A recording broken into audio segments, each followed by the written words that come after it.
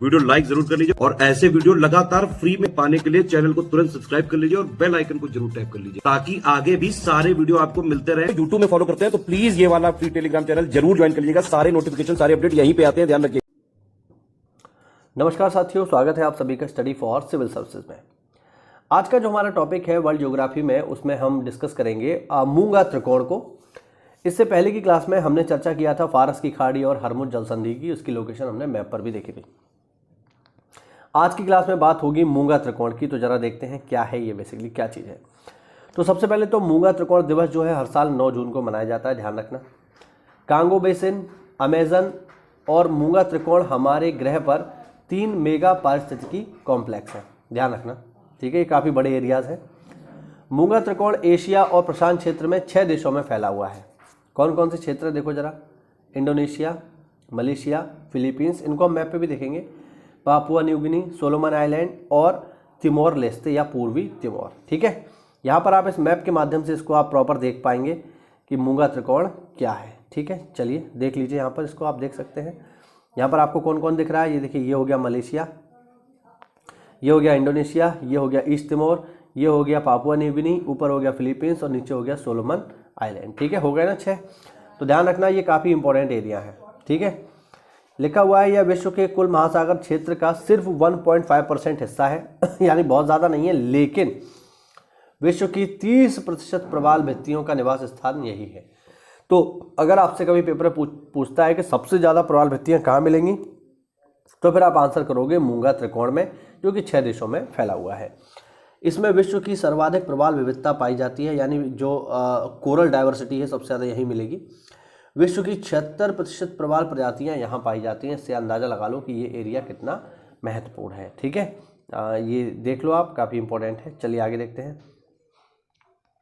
आगे है golden triangle, ये भी इंपॉर्टेंट है, पेपर में पूछा जा चुका है साथियों। गोल्डन क्रीसेंट या गोल्डन ट्रायंगल, गोल्डन क्रीसेंट या गोल्डन ट्रायंगल एशिया के ऐसे क्षेत्र हैं जो अवैध अफीम उत्पादन के लिए जाने जाते हैं, यानी यहाँ पे इलीगल जो है अफीम का प्रोडक्शन होता है, तो काफ़ी इंपॉर्टेंट है। उत्पादित अफीम का उपयोग हेरोइन नामक मादक पदार्थ को बनाने में किया जाता है। गोल्डन क्रीसेंट 3 देशों अफगानिस्तान, ईरान और पाकिस्तान को मिलकर बनता है। ये चीज़ याद रखिएगा, काफ़ी महत्वपूर्ण है कि गोल्डन ट्रायंगल में कौन कौन से देश आएंगे। तो बेसिकली हमारे पड़ोसी देश ही हैं, इनमें से दो अफगानिस्तान, पाकिस्तान और ईरान। ये यहाँ पर जो है काफ़ी बड़ी मात्रा में अवैध रूप से इलीगली अफीम का प्रोडक्शन होता है, इसी इनमें से शामिल है, ठीक है। एक चीज़ और देख लीजिए, पहाड़ी क्षेत्र एवं भौगोलिक अवस्थिति अवैध अफीम उत्पादन के लिए सुरक्षित स्थान प्रदान करती है। जैसे अफगानिस्तान में देखेंगे आप, तो बहुत ज़्यादा जो है जो पठारी और पहाड़ी इलाका है जिनमें बड़ी बड़ी गुफाएं हैं, तो उनको ढूंढ पाना बहुत इतना आसान नहीं होता है। आगे देखो, अफीम और हीरोइन से उत्पन्न राजस्व इस क्षेत्र में आतंक के वित्त पोषण का एक इम्पोर्टेंट सोर्स है, यानी यहाँ से जो भी अफीम बेचकर पैसा कमाते हैं इलीगली, उसको यूज़ करते हैं अपनी आतंकी गतिविधियों को करने के लिए। तो ये भी देख लो आप। अफगानिस्तान दुनिया का अग्रणी अफीम उत्पादक देश है। अफगानिस्तान में सबसे ज़्यादा अफीम होता है, जहाँ पे आज के समय में तालिबान का शासन है। गोल्डन ट्रायंगल थाईलैंड, लाओस और म्यांमार के बाद ट्राई जंक्शन क्षेत्र में मिलकर बनता है, ठीक है। तो एक ट्रायंगल यहाँ पर भी है, देख लो आप। इसमें कौन कौन से हैं, थाईलैंड, लाओस और म्यांमार।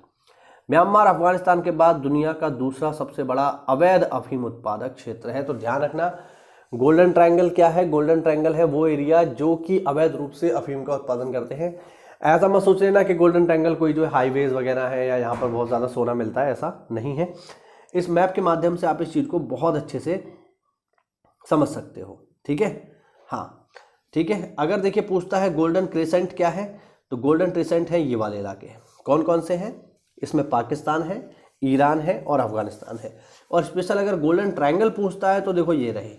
स्पेशल अगर गोल्डन ट्रायंगल की बात होगी तो ये रहे। कौन कौन से हैं इसमें, म्यांमार है, थाईलैंड है और लाओस है, ठीक है। वियतनाम का भी कुछ हिस्सा इसमें सम्मिलित होता है, तो ध्यान रखना, काफ़ी इंपॉर्टेंट है। चलिए आगे बढ़ते हैं। आगे है काजिनसारा झील। नेपाल में हाल ही में खोजी गई काजिनसारा झील विश्व की सबसे ऊंची झील होने का एक नया रिकॉर्ड स्थापित करने की संभावना में है। यह नेपाल के मनांग जिले में स्थित है। यह 5200 मीटर की ऊंचाई पर स्थित है। इस माप को अभी आधिकारिक रूप से सत्यापित किया जाना बाकी है। ठीक है, लागो टिटिकाका एंडीज में बड़े जहाज़ों के लिए विश्व की सबसे ऊंची नौकागम्य झील है। हालांकि ओजोस डेल सैलाडो ज्वालामुखी पर्वत पर विश्व की सबसे ऊंची झील अवस्थित है। ठीक है, आगे देखेंगे। आगे जो बात होगी साथियों इसमें वो है नख्चिवान स्वायत्त गणराज्य अजरबैजान की। ठीक है, और इसकी चर्चा हम करेंगे साथियों कल, ठीक, यानी अगली क्लास में। उम्मीद करता हूँ ये गोल्डन क्रिसेंट और गोल्डन ट्रायंगल वाला जो कॉन्सेप्ट है आपको समझ में आया होगा।